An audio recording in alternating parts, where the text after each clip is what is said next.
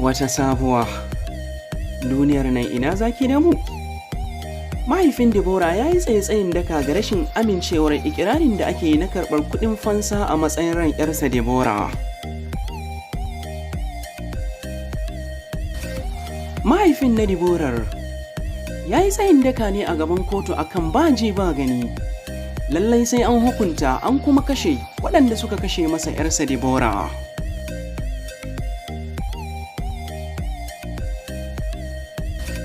Wannan ya faru ne a sa'ilin da aka fara sauraron ƙarar matasan da aka shigar a gaban kotu a safiyar yau.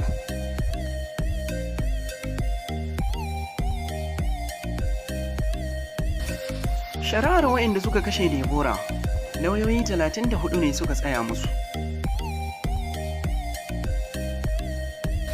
Jumlar lauyoyi 34 ne suka tsaya don ba da kariya ga waɗanda aka kama bisa zargin sun kashe Deborah Emmanuel, wato Bilyaminu Aliyu da Aminu Hukunci. A yayin da aka gurfanar da su a gaban kotu a safiyar yau, wanda Mansur Ibrahim shine ke jagorantar rukunin lauyoyi.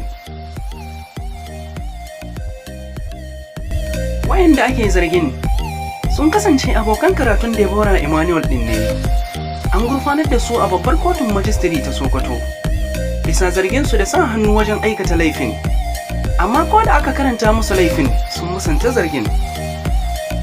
Ɗan sanda mai shigar da ƙara, Inspector Khalil Musa, ya shaida wa kotun cewa kawar yanzu ana ci gaba da gudanar da bincike, kuma gawar Deborah tana ɗakin ajiye gawawwaki na asibitin koyarwa na Usman Dan Fodiyo da ke garin Sokoto. Jagoran lauyoyin da ke bawa matasan kariya, Mansur Ibrahim, ya buƙaci da a bada belin matasan kamar yadda dokar kundin hukunta manyan laifuka ta tanada. Sai dai mai shari'a, wanda aka sake sunansa saboda tsaro, bai bayar da belin ba, inda ya bayar da umarnin ci gaba da tsare su a gidan gyaran hali.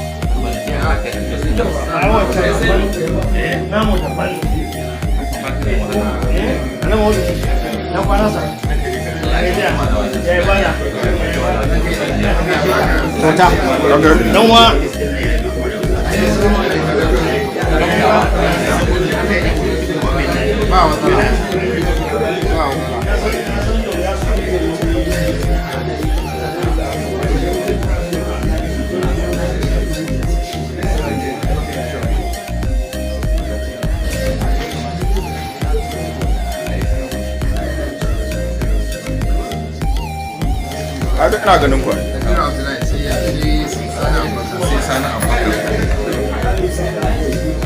Ɗan gani kara kare. A tun da wani ɗauke ta wurin ƙara ba.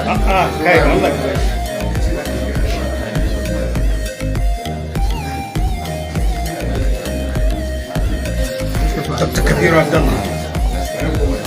Dr. Kabiru Abdullah. Inna lillahi.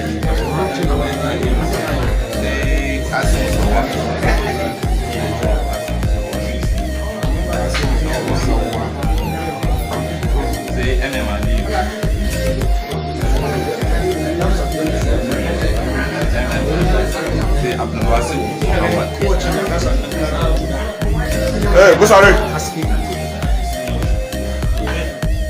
Busare ɗan rarramin buhun nan. Wannan ƙarama. Yawa. Ba yawa haka yayi. Kaga na ɗauki wasa gurin kyau.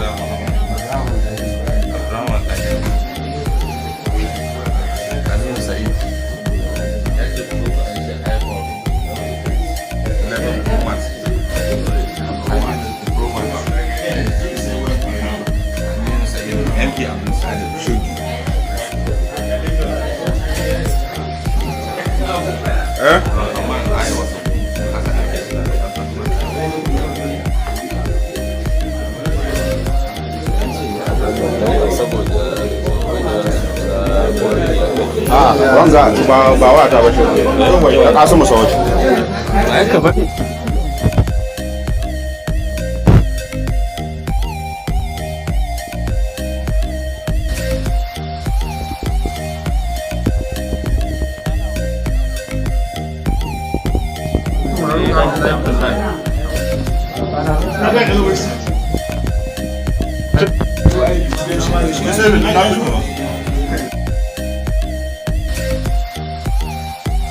Ku ci gaba da yin subscribing a wannan channel mai albarka wato Real Vash VPN domin sanin halin da waɗannan matasan suke ciki da kuma yadda shari'ar za ta kaya a mako na gaba. Mun gode da kallon tashar Real Vash VPN.